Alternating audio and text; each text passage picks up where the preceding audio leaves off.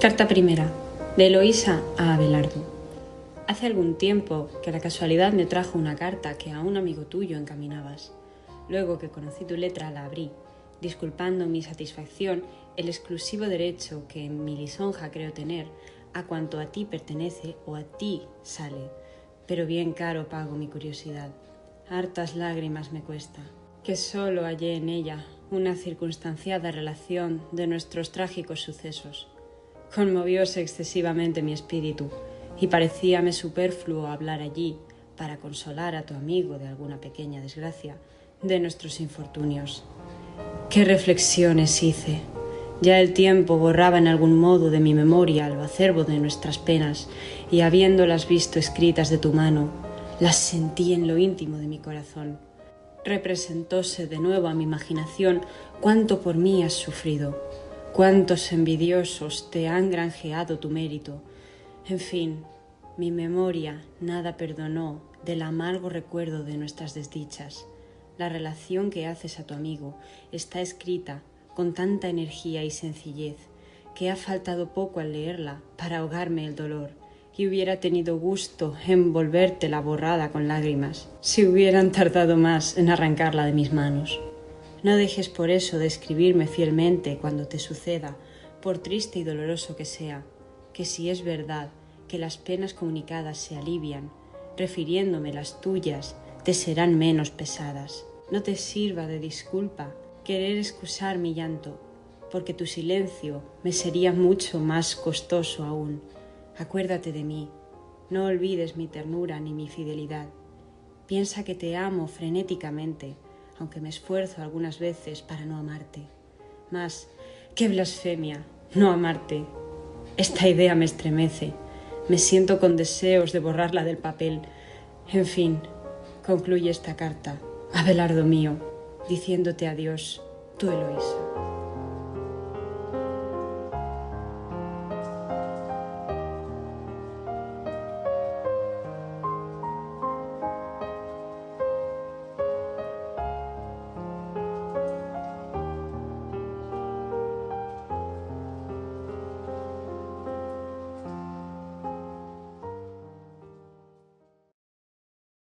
Buenas noches a todos, ¿qué tal estáis? Espero que de maravilla, como siempre. Aquí estamos una semana más en Relatos de la Historia, el programa de historia y biografías de Tu Radio Valencia, nuestra emisora de confianza. Yo, como siempre, soy Marta, aunque también en el mundo literario se me conoce como Laki, y pues también voy a ser vuestra presentadora de confianza, al igual que todas las semanas. En esta ocasión, aprovechando que esta semana es San Valentín, pues qué menos que hacer un pequeño especial dedicado a todas esas parejas que han tenido dificultades, a todas esas parejas, esas personas que han pensado en algún momento que su amor iba a ser difícil de mantener. Se habla mucho últimamente de las parejas que van perdiendo la chispa a medida que pasan los años. Y tal vez la historia que traigo hoy pueda darnos un puntito de esperanza, un puntito de fe en que el amor puede ser algo que vaya más allá de la vida, o si no va más allá de la vida, que aquí entra mucho la creencia de cada uno, sí puede llegar a durar toda la vida, puede llegar a superar la distancia y la falta de visión de la otra persona también. El relato que acabáis de escuchar, me temo que en este caso no lo he escrito yo. Últimamente estoy jugando un poco con las obras de los protagonistas de estos programas. Habéis escuchado la primera carta de Abelardo y Eloísa. En este caso, la carta que le escribe Eloísa a Abelardo, reclamándole porque había escrito, había contado a un amigo suyo, pues toda la historia de ellos dos. Y es la historia que os voy a referir hoy.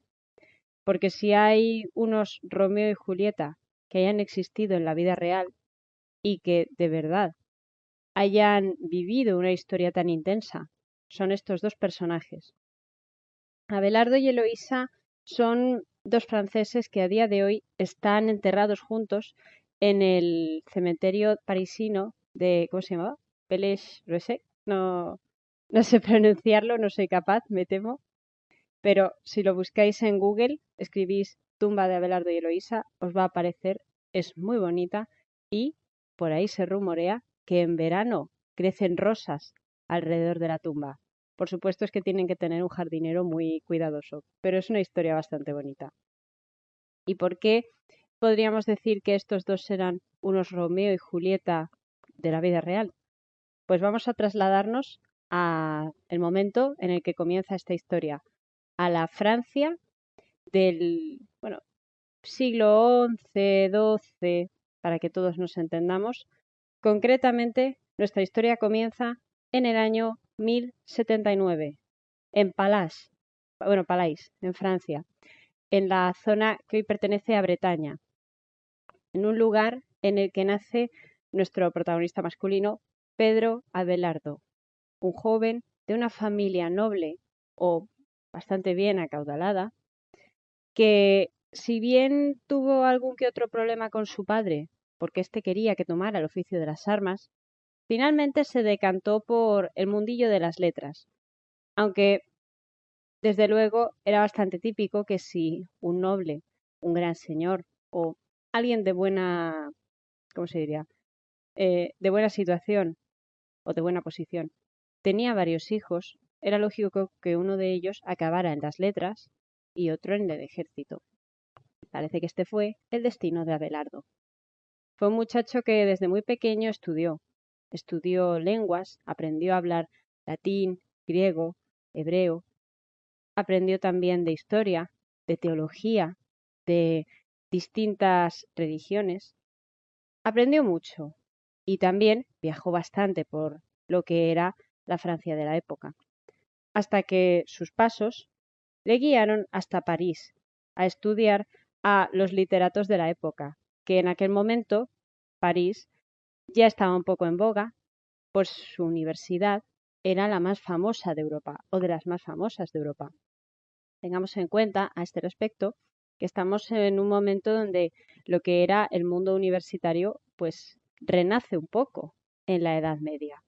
Es un momento donde esa vida universitaria de estudiantes, que por supuesto no era tan numerosa como la de ahora, ni tan fiestera como la de ahora, comienza a encontrar un hueco en el mundo, comienza a crearse, digamos, una especie, por así decirlo, de red que conectaría unas instituciones con otras.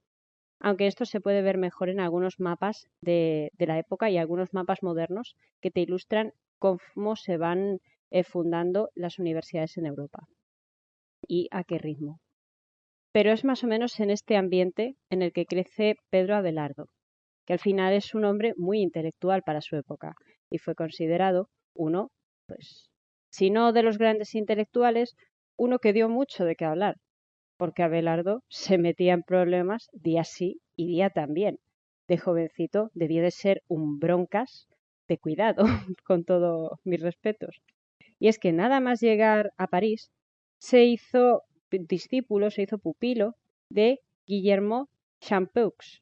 Champeux, uff, Dios mío, qué forma de pronunciar. Petarán los oídos a cualquiera. Este era un teólogo bastante respetado en la época, pero que si bien en un principio aceptó a Abelardo entre su grupito, no tardó en echarlo a patadas. Parece ser que cuando había debates o cuando había clases, este joven era pues un poco chulito y tenía tendencia a sacar los colores al mismísimo profesor si era necesario. De forma que, aunque de cara a la galería quedaba pues por encima del profesor, a la hora de la verdad el profesor tenía poder sobre el alumno, por lo que podía decidir si se quedaba o se iba. Y en este caso echaron a, a Abelardo. Pero lo que os decía, de cara a la galería se hizo muy famoso, tanto que a pesar de las envidias, pues consiguió irse a dar clases, él como profesor, a Melun, también en Francia, que era una zona donde la corte solía pasar algunas temporadas, la corte de Francia hablamos, de los reyes. En este momento tenía 22 años, era una persona realmente muy joven. Pero ojo, que si bien había empezado aquí la historia, esto no es como ahora, que a menudo los profesores, pues, oye, una vez encuentran un lugar donde están a gusto, donde tienen un trabajo y donde están, básicamente, pues se cambiarían si acaso una o dos veces de lugar de trabajo, o las veces que se les diga si es necesario. Abelardo tenía otros planes. Básicamente que allá donde iba levantando pasiones, iba levantando odios, iba levantando envidias y en algún momento tal vez su capacidad para sacar de quicio a todo el mundo y para ser tan inteligente le acabaría pasando factura. Pero por ahora no estamos con eso. En este momento lo que ocurre es que después de dar clase en Melun se fue a otra parte, se fue a Corbeil y allí pues sus alumnos se pelearon con los de... Es que esto es buenísimo. Se pelearon con los del que habría sido su maestro en París. Este tal Guillermo Champeux. Bueno, me vais a perdonar, Guillermo Champeux. Y es que los alumnos de este señor habrían ido a Corbeil para pelearse con los alumnos de Abelardo. Entiendo yo que estas peleas serían de carácter intelectual, pero es que tampoco creáis que hay una información muy grande al respecto, que a lo mejor empezaban por las palabras y llegaban a las manos. Vayan ustedes a saber. Y sería bastante curioso de ver. Pero, por supuesto, Abelardo, al igual que todo ser humano, tiene sus límites. Y sus límites en este caso fueron su salud física. Terminó enfermando y tuvo que dejar las clases durante una temporadita. Tuvo que frenar el ritmo. Se le estaba yendo mucho de las manos. Por lo que decide regresar a París, que es ya en aquel momento una de las ciudades más grandes y también un poco más acomodadas, y el que era de un origen, pues, no vamos a decir que muy humilde, pues se marcha allí. Y allí busca, ya que se ha recuperado, que os tengo que decir, desde que él enferma hasta que él se recupera pasan 2 años, o sea, 2 años que estuvo retirado del trabajo de dar clase, 2 años en los que estuvo, que ahora estaba mejor, que ahora estaba peor, pero no terminaba de estar bien consigo mismo, de encontrarse bien.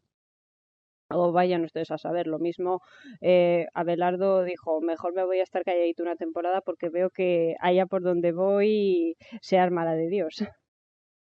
De modo que cuando él regresa a París, lo primero que hace es irse a buscar a su antiguo maestro, a su primer maestro en París, y busca reconciliarse con él.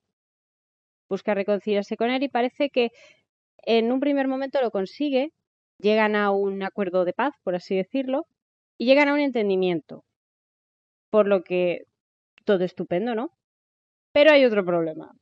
Y es que Abelardo es una persona que tiene su naturaleza y no puede reprimir sus impulsos, por lo que otra vez, al poco tiempo, vuelven a tener bronca, vuelven a tener pelea, y esta pelea termina con otra disculpa. Y a esta disculpa le sigue una carta de Champeux en la que digamos, él retira ciertas críticas que había hecho hacia Abelardo o ciertas objeciones que había puesto hacia él. ¿Para qué? Para que se le permita dar clase de filosofía en París, para que se le permita ser profesor.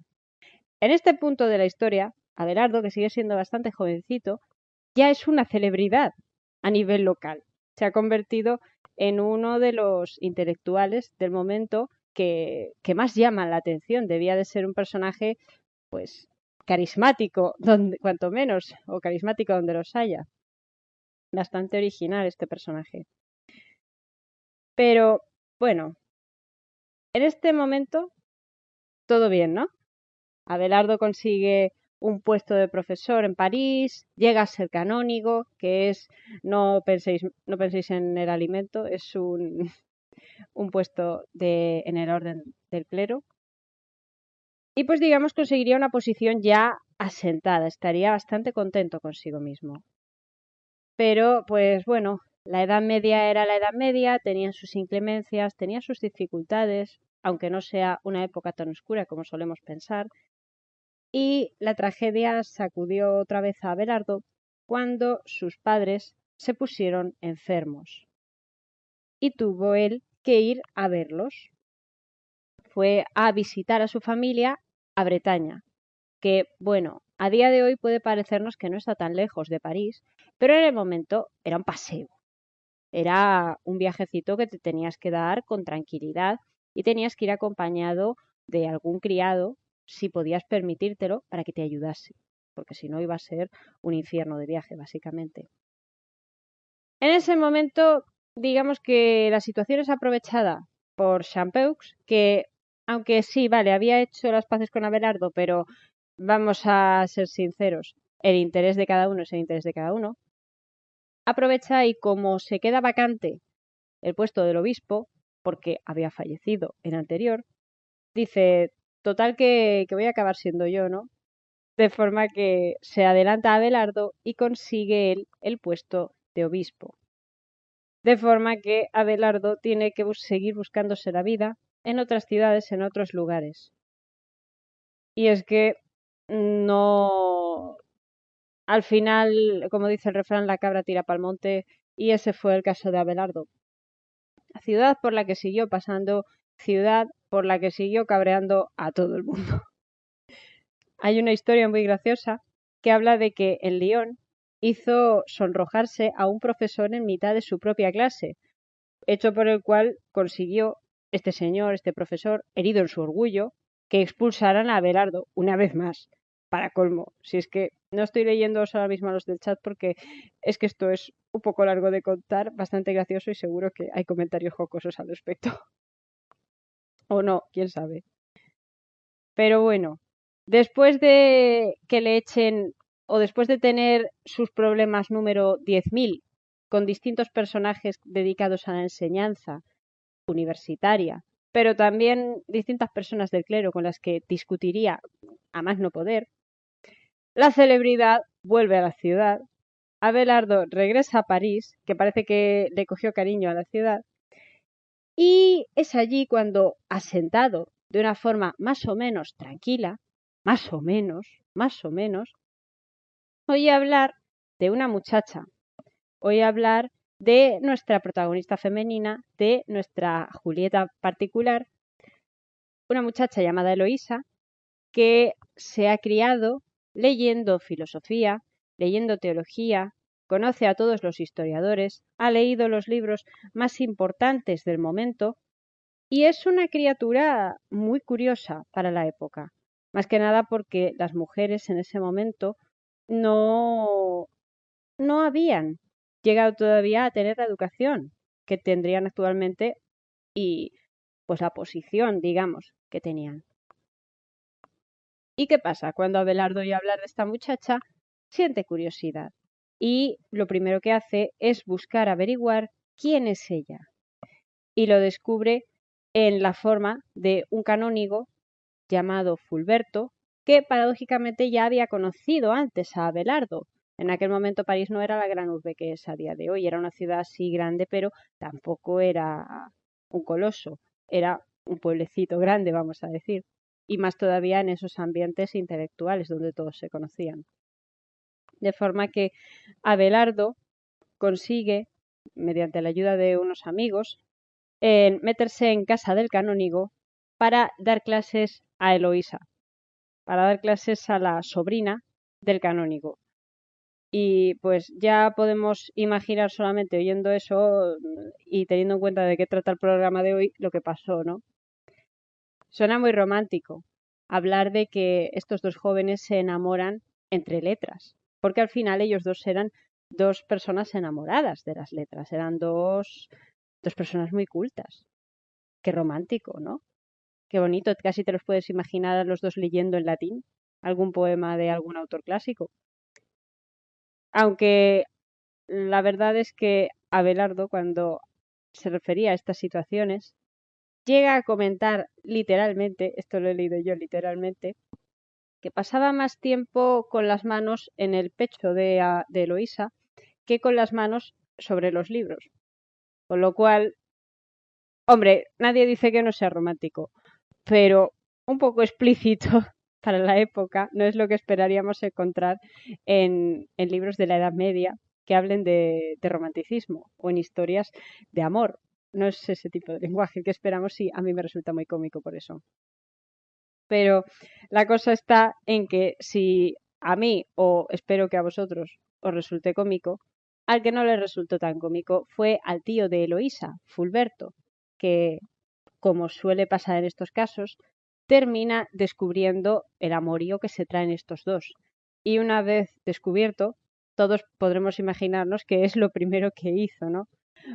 Una vez más, no sé ya cuántas cientos de veces llevaría Abelardo, lo echan de la casa de alguien, en este caso de la casa de Fulberto, y en teoría se trataría de intentar que se olvidara toda la historia, que se olvidase todo el amorío que ya empezaba a hacerse célebre por París, porque entre que estos dos no eran muy discretos, entre que todavía no estaba tan asentado o no estaba tan puesto de forma tan estricta eso de que los miembros del clero no pudieran casarse, porque sí, esto es bastante importante a tener en cuenta.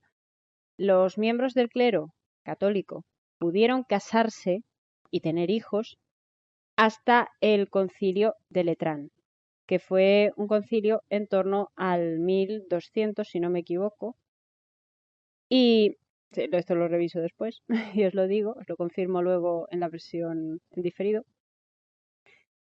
Y eh, en aquel momento entonces no era algo tan penado, no estaba tan penado el hecho de que un clérigo fuese detrás de una muchacha o que se casara con ella. Se empezaba ya a estar muy debatido desde hacía mucho tiempo. Se procuraba no promoverlo. Lo ideal era que los clérigos fuesen célibes toda su vida, pero digamos que era una cosa que bueno, que vale. Y esto es importante señalarlo, porque da un contexto bastante diferente y una visión distinta de la historia. Más que nada porque el amorío no pudo pasar desapercibido. El amorío, aparte de que los protagonistas no habían intentado ocultarlo con demasiado éxito, termina con un embarazo para Eloísa. Eloísa se queda embarazada de Abelardo y este lo que hace, por miedo de enfrentarse a su tío, pero también por miedo de que coja a Eloísa y se la lleve, lo que hace es secuestrarla él mismo y llevársela a casa de su hermana en Bretaña. Y aquí sería cuando Sabina coge y hace una canción donde menciona las palabras se llamaban Abelardo y Eloísa y va sobre dos jóvenes que se escapan de casa y que se marchan a vivir aventuras y a vivir su amor en libertad. Pues Abelardo secuestró a Eloísa y se la llevó a casa de su hermana, donde allí dio a luz a un niño que algunas fuentes he visto que lo llaman Astrolabio. Mirad qué nombre tan bonito para una criatura. Pero aquí yo ya he visto más diferencia de historias, porque también al final esto es una cosa que se ha novelado mucho. Cuentan que el niño murió al poco de nacer, por lo que no le dio tiempo a conocer a sus padres ni a descubrir el elemento que tenía como padre.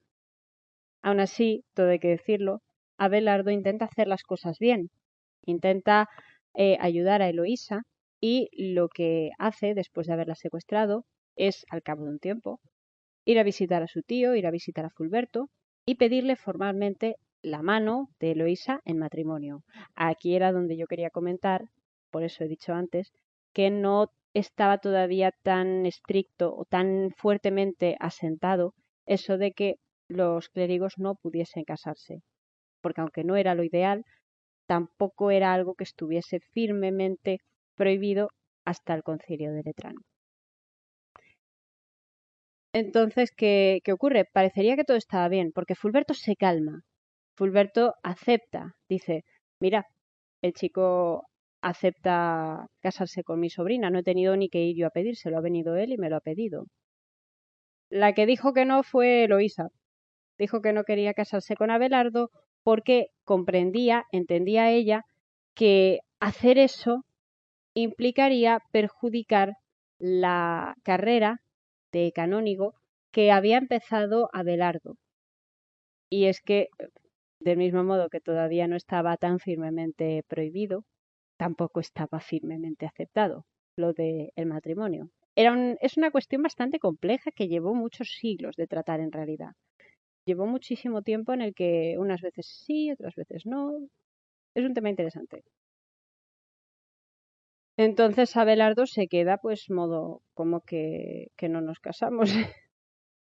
¿Qué complicaciones se están montando aquí, ¿no? Al final, a pesar de todo y contra todo pronóstico, las insistencias de Abelardo pues surten efecto y Eloísa termina aceptando casarse con él. Al fin y al cabo, ellos dos eran amantes y en teoría estaban enamorados. De hecho, lo comenta Eloísa en la carta que le escribe a Abelardo, que es lo primero que hemos escuchado al iniciar este programa, que ella amaba a Abelardo, ella quería a Abelardo. Y aquella carta donde él se quejaba de todo lo que les había pasado juntos, le había dolido profundamente. De modo que la pregunta sería, ¿ese amor por Abelardo nació con los años o ya estuvo desde el principio? Yo os la lanzo y me encantaría escucharos las opiniones. Total que al final se casan en una pequeña iglesia de París, en secreto, con los testigos justos y necesarios y con algunos amigos cerca de ellos. Y por supuesto con el tío de Eloísa vigilando que esa ceremonia se llevara a cabo. Pero después de eso, para evitar que el escándalo se expanda más de lo necesario, Abelardo termina encerrando, bueno, no encerrando, sino enviando a su mujer al convento de Argenteul para que lleve una vida un poco más discreta y para que las habladurías sobre si Abelardo estaba casado o si no lo estaba no llegaran a más. Y podemos imaginarnos a una Eloísa teniendo que vestir el hábito de monja, pero, bueno, viviendo como una monja, pero sin sentir ella la llamada de Dios, sin sentir que era por vocación. Es una cosa muy difícil, pero parece ser que ella lo aceptó de buena gana si con eso ayudaba a Abelardo, si con eso podía hacer que por una parte ellos dos siguieran casados, pero que al mismo tiempo la carrera de él no corriese peligro. Y es que Abelardo se había metido en tantos líos, en tantas peleas y en tantas disputas que cualquier cosa iba a ser aprovechada por sus enemigos para dejarlo en ridículo y para desacreditarlo, como efectivamente terminó pasando. Y es que la única persona que no estaba de acuerdo con eso de un matrimonio secreto, un matrimonio a ojos de Dios, pero que de cara al público no fuese oficial, era el tío de Eloísa. Fulberto está bastante cabreado y sintiéndose muy humillado por esa especie de plan que habían montado su sobrina y el amante de su sobrina para pues esquivar su ira y dejarlo de algún modo contento, pero sin llegar a hacer lo que él quería, contrata a un grupo de criminales para hacer una de las mayores barbaridades que se pueden hacer a una persona. Los envía a casa de Abelardo en plena noche para que se ocupen de que Abelardo jamás vuelva a poder dejar embarazada a Eloísa. Voy a decirlo de forma directa. Se ocupan de castrar a Abelardo. Para eso, para que no puedan tener hijos. Y para también quitarle toda la honra, quitarle toda la posición con ese acto. Y es que un hombre castrado en aquella época perdía todo el estatus a nivel popular. Perdía buena parte del reconocimiento público que podía tener y sobre todo hacía que el matrimonio entre él y Eloísa fuese del todo inútil y no sirviera para nada. Así es como Eloísa se define como una viuda en vida, como una mujer casada sin marido, como una mujer condenada a vivir como una monja sin sentirse como una monja. Por lo que ella termina llorando mucho la desgracia que su tío ha provocado en el hombre al que ella quería. Pero Abelardo en este momento lo que hace es, pues ya que no puede volver con su mujer, se recluye en el convento de San Dionisio y se pone a escribir allí. Y del mismo modo que se dedica a pues la vida de los monasterios, a la vida de monje retirado, le pide a Eloísa que se quede en el convento y que ella también, ahora sí, asuma, digamos, de forma oficial, de forma ya totalmente seria, los hábitos de monja. Eloísa no podía negarle nada a Abelardo y terminó aceptando.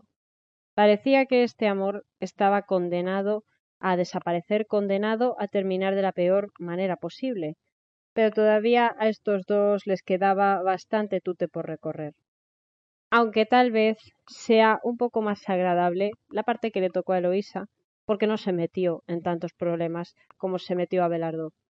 Y es que después de haber sido castrado por el tío de su mujer, Abelardo empieza a recibir de vuelta todas esas veces en las que él se había reído de otros, en las que él se había mostrado pues un poco chulito, esas veces en las que había sido, tal vez, un alumno muy brillante, un magnífico orador, pero también una persona algo impertinente. Y es que Abelardo había escrito un tratado de teología que le granjeó un enemigo demasiado grande, llamado San Bernardo. Para que entendamos a grandes rasgos, parece ser que Abelardo era muy defensor de la filosofía peripatética, que es una filosofía que seguían, por lo que tengo estudiado, los discípulos de Aristóteles y que, entre otras cosas, pues defendía eso de dar clase, de tener conversaciones, de, digamos, desarrollar conocimientos caminando, paseando. La alegoría, el simbolismo más grande que hay a este respecto sería la del filósofo dando clase a sus discípulos, dando paseos. Esto, entre otras cosas, esto es de dónde vendría el nombre realmente de peripatética. San Bernardo era muy contrario a esta filosofía, en cualquier caso, por lo que terminó haciendo todo lo posible para que esta obra de Abelardo fuese prohibida y fuera calificada como de herejía. Qué simpático San Bernardo, por favor. De forma que en el concilio de Soyons, Abelardo termina viéndose obligado a aceptar que su libro sea condenado al fuego y termina asumiendo que esto es lo que toca y teniendo que retractarse en cierto modo de todo lo que había dicho, si con ello quería pues que no le pasase nada, básicamente. Aún así, le encarcelaron en su monasterio. No pensemos en un encarcelamiento con torturas o con situaciones horribles como las que solemos ver en las películas. Y es que Abelardo era un hombre de letras y un hombre de Dios. Se merecía un cierto respeto. De modo que su encarcelamiento fue que básicamente lo encerraron en el monasterio y que en teoría pues no iba a poder salir de él en una temporadita.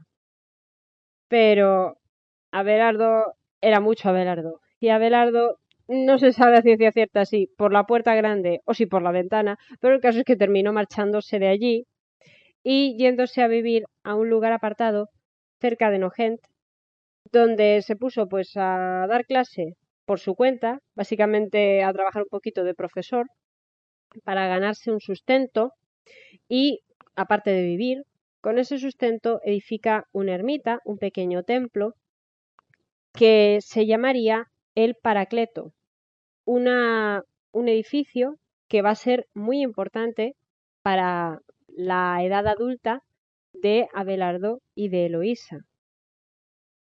Pero todo hay que decirlo, por haber hecho esto, por haber dedicado este pequeño templo al Espíritu Santo, por todas las disputas teológicas que había en la época, Abelardo, una vez más, fue tildado de hereje por sus contemporáneos y otra vez tuvo que escaparse. Se marchó corriendo y fue en aquel momento, en esa época, es que les pasó de todo. Bueno, Eloísa fue bastante tranquila, pero es que Abelardo no paraba quieto, realmente. Tenemos a Abelardo a la fuga otra vez y mientras que esto ocurre, el abad de Súger decide echar a las monjas del convento de Argenteuil, el convento donde había estado, no, Argenteuil, el convento donde había estado Eloísa, porque tildaban a las monjas que vivían allí de ser demasiado licenciosas o de llevar una vida poco apropiada para lo que se esperaba de gente del clero que vivía un poco aislada del mundo o dedicada a los pobres. ¿Qué ocurre? Que por lo que parece, y si tenemos que creer que el resto de monjas o que buena parte de ellas eran pues mujeres del estilo de Eloísa, no eran mujeres muy vocacionales. Pero como no tenían a dónde ir, tuvieron que asumir estas monjas una serie de problemas de las que cómo salieron, pues gracias a Eloísa salieron adelante, porque Eloísa acude a Abelardo, que estaba unas veces fugado, otras veces encontrado, y este, para salvarlas, para ayudarlas, no duda en acudir en ayuda de su antigua enamorada, de su antigua esposa, y les ofrece que se vayan a vivir al Paracleto, donde finalmente se terminan asentando las monjas y llegaría a ser un convento del que Eloísa sería la primera abadesa, cumpliendo así la situación en la que una mujer que en teoría tomó los hábitos sin vocación verdadera, pues terminaría siendo la más importante de todo el grupo. Una situación, es que esta historia tiene miga, pero para aburrir. En esta situación en la que las monjas se asientan en el Paracleto y en la que Abelardo está de trifulca con todo el mundo, entra en juego un hombre que salvaría un poco a Abelardo y que le intentaría ayudar para que su imagen pública no quedase tan mal. Y era el duque de Bretaña, que nombra a Abelardo abad de San Gildas de Ruiz, una abadía de Barnes cerca del mar. Era un lugar tranquilo, un lugar bonito, un lugar muy apropiado o un lugar en el que pensaríamos mucho para dedicarnos a la vida contemplativa y a la vida retirada. Meditar y llevar una vida austera al final era lo que se esperaba de los monjes de la época. Una vida sencilla, sin grandes lujos. A esto, Abelardo, que lleva un tute por la vida que cualquiera lo asume, habría aceptado encantado. Pero tendría problemas también con esto. Abelardo, allá donde iba, no podía despertar tranquilidad en los demás. Y es que resulta que parece los monjes de este monasterio llevaban una vida demasiado alegre, dedicada mucho a vicios, al juego, a beber y a hacer otras cosas que en teoría no pegaban, no estaba bien. Esto de que somos monjes, nos dedicamos a la vida contemplativa, a la vida de austeridad, promovemos los valores cristianos y todo eso, y nos estamos dedicando a vivir el hedonismo a lo bestia. Esto no. Y Abelardo, como nuevo abad, se ocupa a intentar reconducir la situación y llevar a sus monjes por la buena senda, con la consecuencia de que los monjes le cogen un asco que no se puede describir y intentarán echarle por todos los medios posibles, ya sea acusándole de hipócrita, diciendo que todas esas visitas que él hacía de cuando en cuando al Paracleto eran para ver a Eloísa, para ver a su esposa, a su concubina, y no para atender a las monjas en general del convento para ver qué tal estaban o para rezar o escribir con ellas. También lo acusarán de ser una persona, digamos, un poco trepa, de ser un hereje que tiene sus obras o su obra condenada a la hoguera por el antiguo concilio. Utilizarán todo lo que tengan a mano en su contra. Pero como no será suficiente, pues terminarán recurriendo al crimen para solucionarlo. Me explico. El hermano de Abelardo que era el nuevo duque de Nantes, estaba enfermo y quería ver a su hermano por si acaso, se iba de este mundo, pues poder despedirse de su familia. Abelardo acepta ir y se lleva con él a 2 criados. Míralo tú. Se lleva a 2 criados, uno de los cuales fue sobornado por los otros monjes para que en mitad del viaje envenenase a Abelardo y se lo quitara de en medio. El hombre aceptó y en mitad del viaje, cuando se paran a dormir en una posada, este señor intenta vertir unos polvos, un veneno, en la comida de Abelardo, con un pequeño error con el que no contó. Y es que el plato donde vertió el veneno no era el de Abelardo, sino el del otro criado, que después de comerlo falleció. Y cuando llamaron al médico, que era lo que solía ocurrir en la época, y el médico revisó al muerto, parece ser que era un veneno poco discreto y que se dejaba ver con cierta facilidad, por lo que enseguida se dieron cuenta de que este pobre desgraciado había sido asesinado. Abelardo, en aquel momento cayendo en la cuenta de que a lo mejor han intentado matarle una vez más por sus envidias y por sus propios problemas con los monjes de su abadía, intenta ir a por el criado, pero el criado ya se había dado a la fuga con la pasta, por lo que no hubo nadie al que reclamar. Y Abelardo decide proseguir su camino, ir a visitar a su hermano, pero después regresa al convento y pasará una temporada bastante mala pensando qué debería hacer. Irá al Paracleto a ver a su Eloísa, se quedará con ella algunas temporadas y estará valorando: me quedo, me voy, me quedo, me voy, me quedo, me voy. ¿Cómo era esta gente? ¿Cómo eran estos monjes?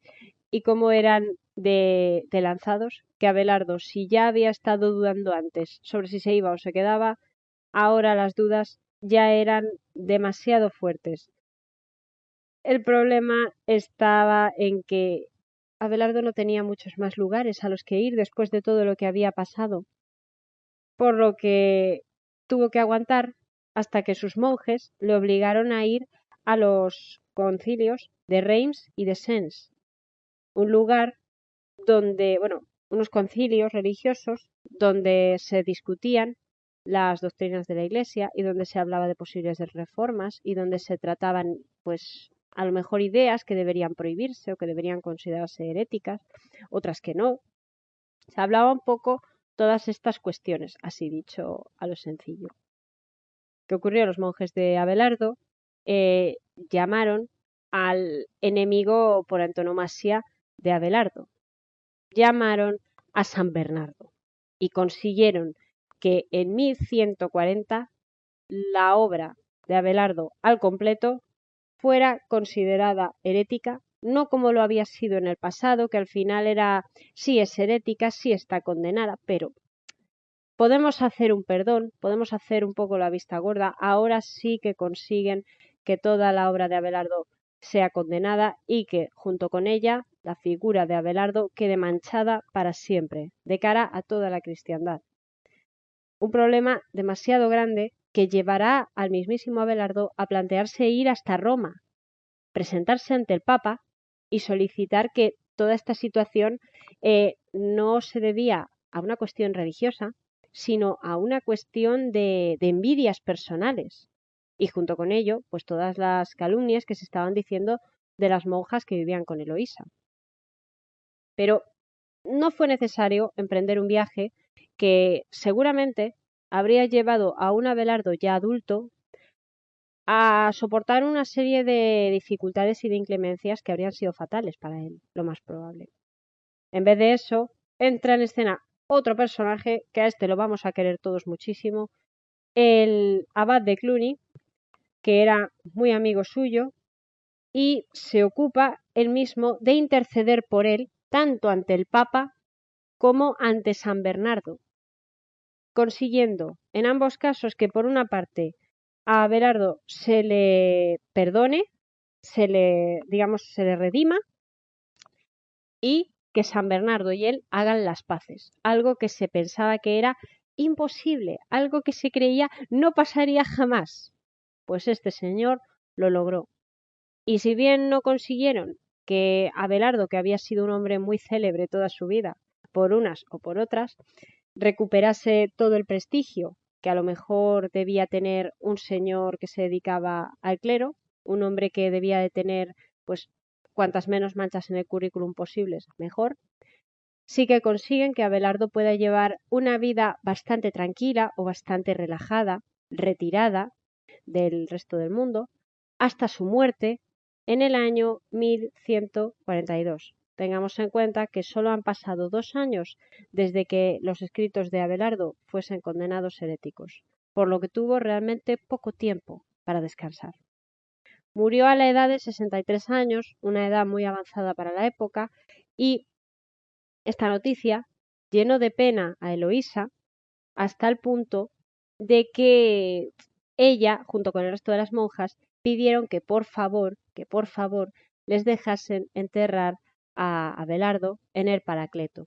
¿Y quién intervino? ¿Quién ayudó a que ese hecho pudiese ocurrir y a que efectivamente el cuerpo de Abelardo se llevara de un sitio al otro?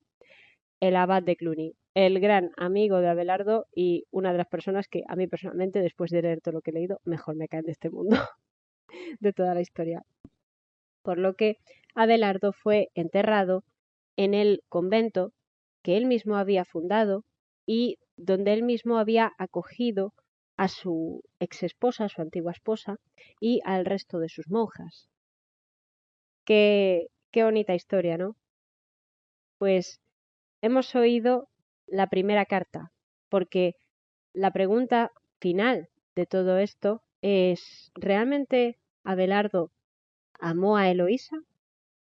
Porque os he contado muchas cosas, pero realmente parece que la historia de ellos dos se queda un poco en segundo plano cuando miramos la vida tan agitada que tuvo Abelardo. ¿Él amó a esta mujer realmente o simplemente fue un capricho de la juventud?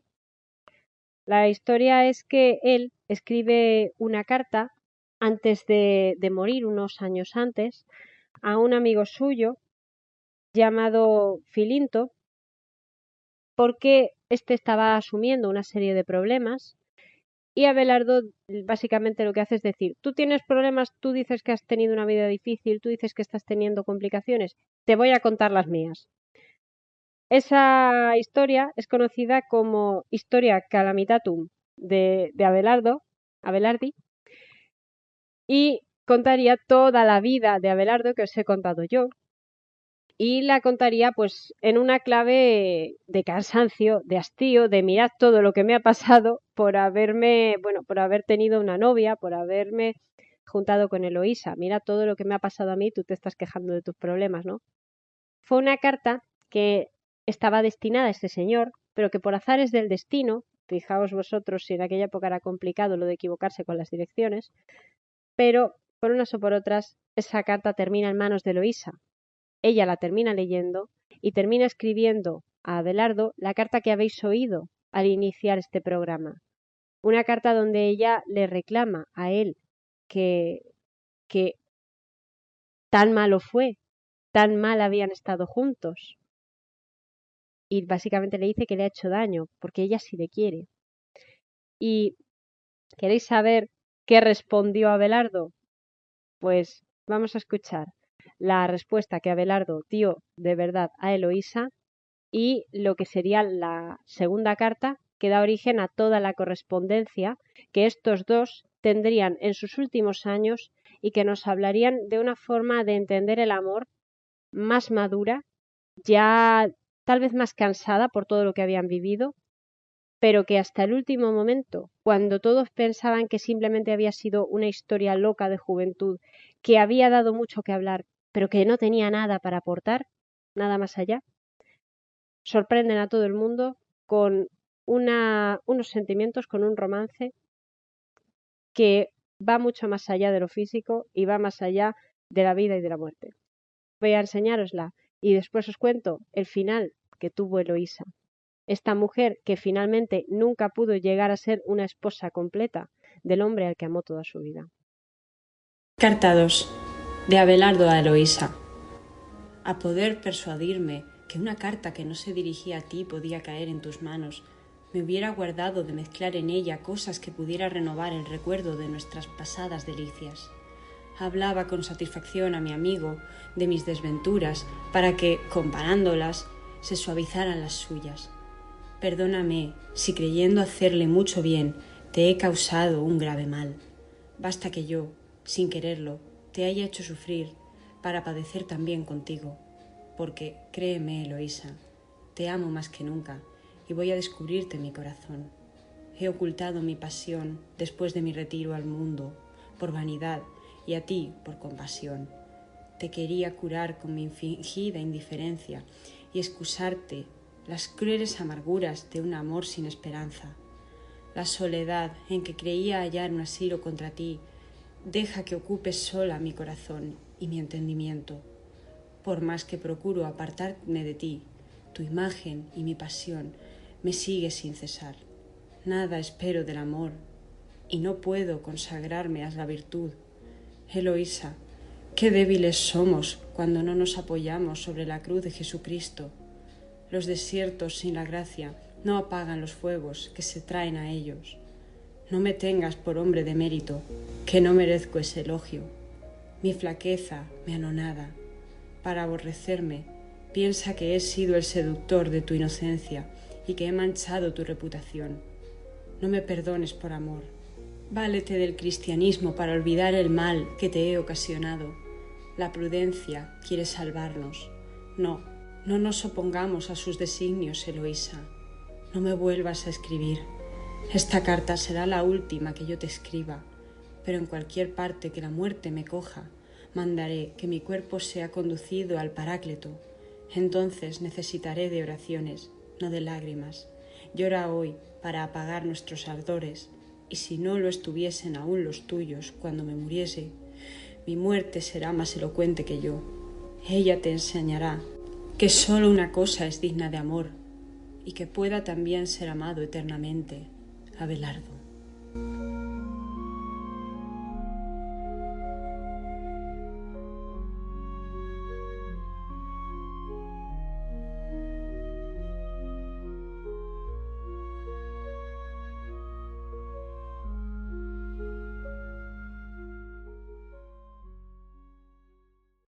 Pero no fue la última carta que le escribió a Eloísa.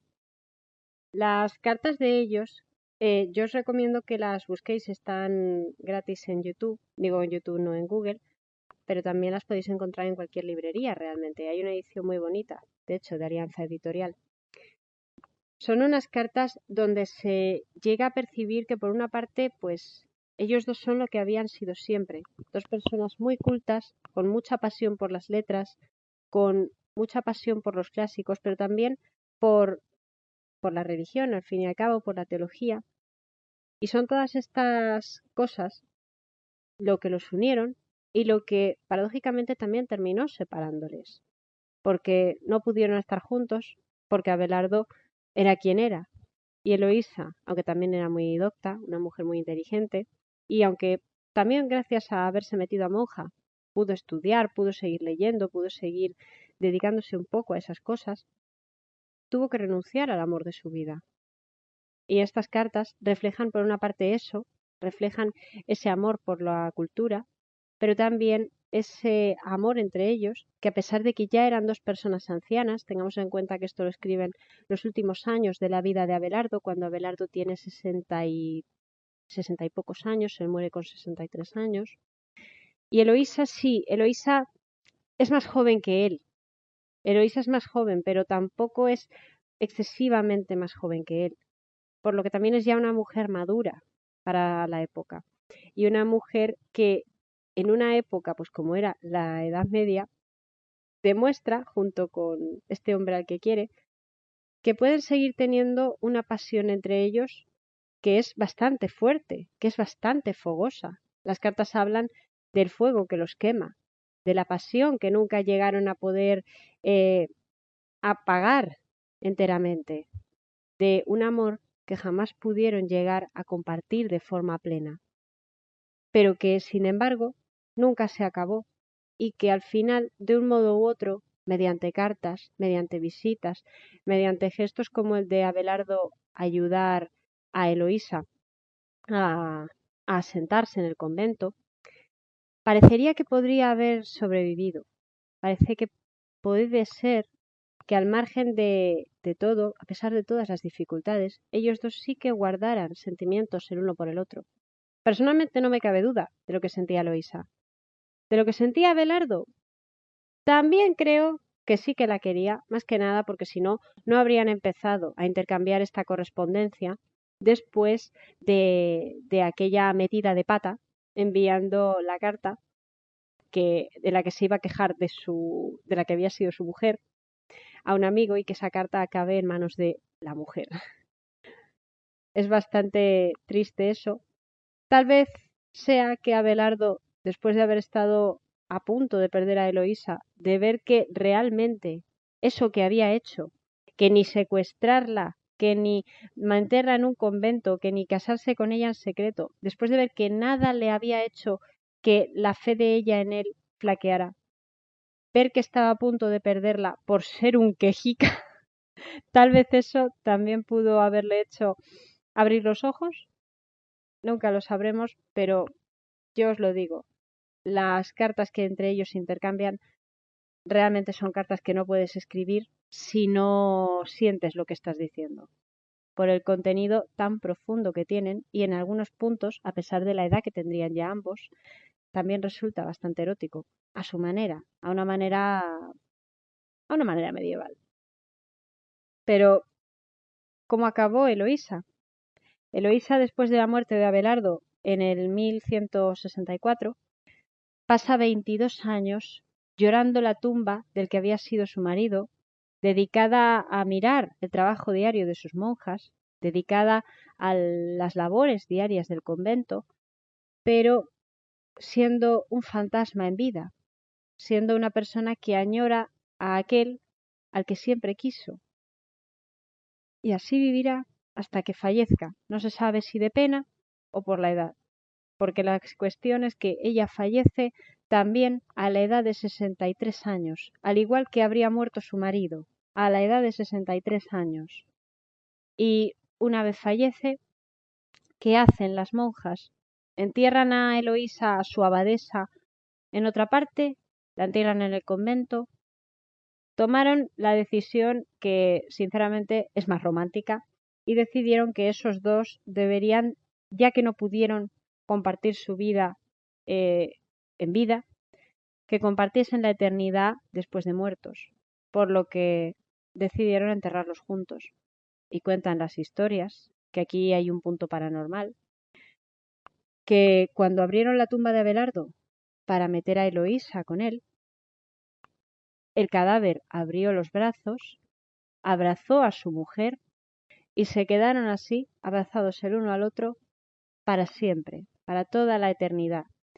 Y así habrían seguido en el monasterio que fundó Abelardo, bueno, en el convento que fundó Abelardo, pero en 1817, bueno, 1815, 1817, se decide que estos inmortales amantes deberían descansar en un cementerio con más categoría, en un cementerio donde vayan buena parte de las celebridades de París, y se les traslada a este cementerio parisino que os he mencionado y que si lo buscáis realmente veréis que es un lugar mágico, porque no es el típico cementerio que está dispuesto en filas rectas y que tiene poca vegetación. Un cementerio de los antiguos, de los de novela gótica, con un bosque dentro, porque es un bosque que tiene tumbas desperdigadas por todas partes, vas caminando por el sendero y te salen muchas a los lados, de distintos tamaños, de distintas épocas, de distintos diseños, pero al final también caótico, pero al mismo tiempo ordenado. Es una armonía muy suya, tiene un silencio muy particular y yo os lo digo como persona que ha estado, si vais a París tenéis que ir a ver el cementerio, porque no solo están enterrados allí Abelardo y Eloísa, hay muchísimas más celebridades enterradas, pero estas son las celebridades que yo os he traído hoy. Y hasta aquí llegaría el programa de esta noche. Espero que os haya gustado tanto como a mí. Es una historia apasionante, a mi modo de ver más apasionante que Romeo y Julieta, porque al final esos dos son una novela y pues no dejaban de ser dos chiquillos. Pero Abelardo y Eloísa fueron dos personas que de un modo u otro pasaron toda la vida y aunque no siempre estuvieron juntos, aunque Eloísa tuviese una vida muy tranquila y Abelardo llevase una vida muy loca, siempre estuvieron el uno en la mente del otro, el uno en el corazón del otro y a pesar de todas las dificultades y de todos los problemas en los que generalmente, lo siento mucho, los metió Abelardo, se mantuvieron cerca o en cierto sentido leales el uno al otro. Y eso es muy bonito, pero es que también es una historia apasionante, me vais a perdonar. Y pues ha sido un placer como siempre. Ya sabéis que para cualquier recomendación de personaje que queráis que traiga al programa no tenéis más que decírmelo, yo estaré encantada. Como siempre me tenéis en Instagram como @elmundodelaqui, perdón. O me tenéis también en YouTube como @relatoslahistoria y como de costumbre yo estaré encantadísima de recibir todas vuestras propuestas. Muchísimas gracias y buenas noches. Hasta la semana que viene. Nos veremos otra vez en Relatos de la Historia aquí en tu Radio Valencia.